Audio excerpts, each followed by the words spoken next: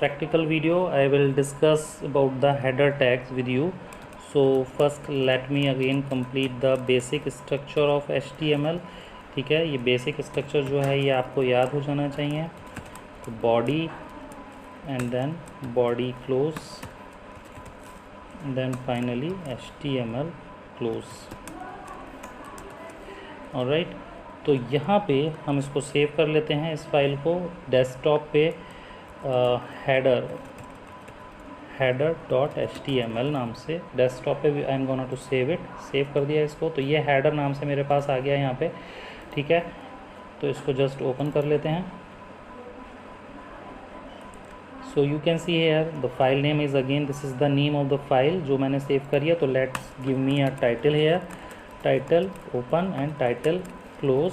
और यहाँ पे मैं देता हूँ उसका टाइटल हेडर प्रैक्टिकल्स. ठीक है, हेडर प्रैक्टिकल्स. और यहाँ पे बॉडी के अंदर जो हमारे हेडर्स होते हैं, headers are basically use to give the headings. Heading देने के लिए यूज़ किए जाते हैं हेडर्स. ठीक है, 6 टाइप के हेडर्स होते हैं हमारे. H1 open tag and H1 closing tag. ठीक है, तो सपोज़ यहाँ पर मैंने लिख दिया welcome and control C control V. So copy pasting it. Alright, H2, then H3, H4, H5 and H6. In the same way you can do here H6, H5, H4, H3, H2. So you can see here H1 tag open हुआ, उसके अंदर मैंने heading रख दिया. then H1 close. H2 open हुआ, content कुछ रखा, H2 close. H3 tag, H4 up to H6. So these are the header tags. So I just saved it by Ctrl+S and refresh it. So you can see this is the H1 tag here, H2 tag, H3 tag, H4, H5 and H6.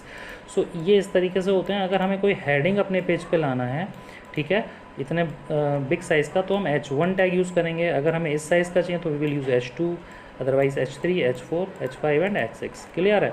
So suppose I want to keep the heading up to H1 welcome. ठीक है, इसको save कर लेते हैं, refresh कर लेते हैं. यहाँ पे तो हमारे पास वेलकम आ गया है यहाँ पे. Now in the same way I want to tell you about the if I want to draw a line below this. इसके नीचे मुझे एक लाइन ड्रॉ करनी है. तो there is another tag which is HR tag. ठीक है, हॉरिजॉन्टल रूल टैग. तो यहाँ पे आप HR टैग लिखोगे. ठीक है, HR भी ओपन टैग ही होता है. ठीक है, इसका कोई क्लोजिंग नहीं होता. ठीक है, it is a empty tag HR tag. So just save it and refresh it. So you will C a horizontal rule appears here. यहाँ पे एक हॉरिजॉन्टल रूल आ गया मेरे पास. क्लियर है, ये भी एक एम्प्टी टैग होता है. Now I want to make it a little bit thick. तो मेरे को इसका साइज़ स्पेसिफाई करना पड़ेगा. HR का साइज़ स्पेसिफाई करना पड़ेगा. So you just specify the size is equal to suppose I have given 5. ठीक है, save it and refresh it here. So you can see ये थोड़ा सा यहाँ पे थिक हो गया है. ठीक है, थोड़ा सा थिक हो गया है साइज़ इसका. Now let me give it a colour also. तो colour COLOR is equal to suppose I want it in blue colour. So save it. Now you will see it is appearing in the blue colour. ठीक है, अगर मैं इसका ये size हटा दूँ यहाँ से Ctrl+X cut it. So refresh it. So you can see this is the default size ये है. तो साइज़ एट्रीब्यूट क्या करता है, इसको थिक कर देता है. ठीक है, साइज़ बढ़ा दिया मैंने इसका. तो you can see it is a little thicker now. ठीक है, थोड़ा बड़ा हो गया है. अब same way I can do the alignment also. तो जैसे कि H1 में मैं एक प्रॉपर्टी यूज़ करता हूँ, align is equal to CER center. Refresh it.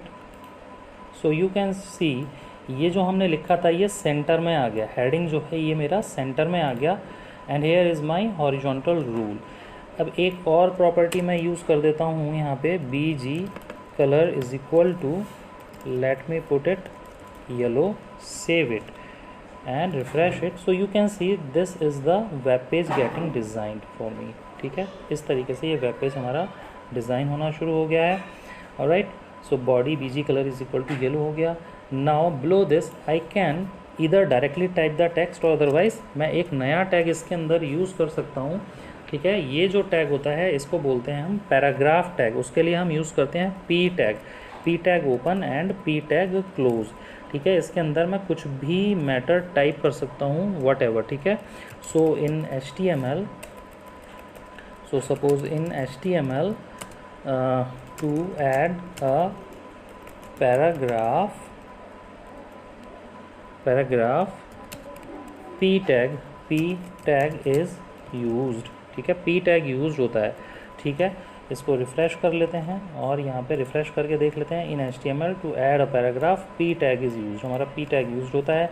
ठीक है, सो p टैग के साथ भी हम कुछ अलग से एट्रीब्यूट स्पेसिफाई कर सकते हैं। अगर मैं चाहूँ तो यहाँ पे कुछ एट्रीब्यूट एक्स्ट्रा स्पेसिफाई कर सकता हूँ। It will work according to that, but it is just for your understanding कि एक से ज़्यादा p टैग भी हम यूज़ कर सकते हैं। एक p टैग ये है मेरा।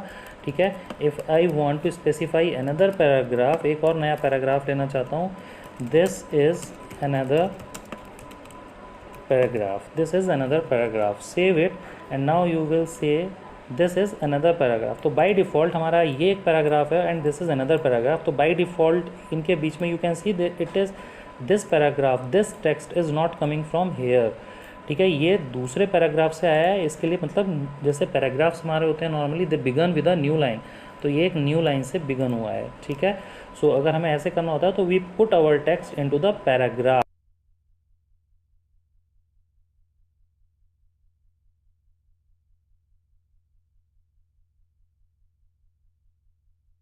And the header tag also. ठीक है, इसके अलावा कुछ कमेंट्स भी होते हैं। जैसे मैं अगर यहाँ पर लिख दूँ हेलो हाउ आर यू, ठीक है, अगर मैं ये लिख देता हूँ यहाँ पे और इसको सेव करके रिफ़्रेश करता हूँ तो यू कैन सी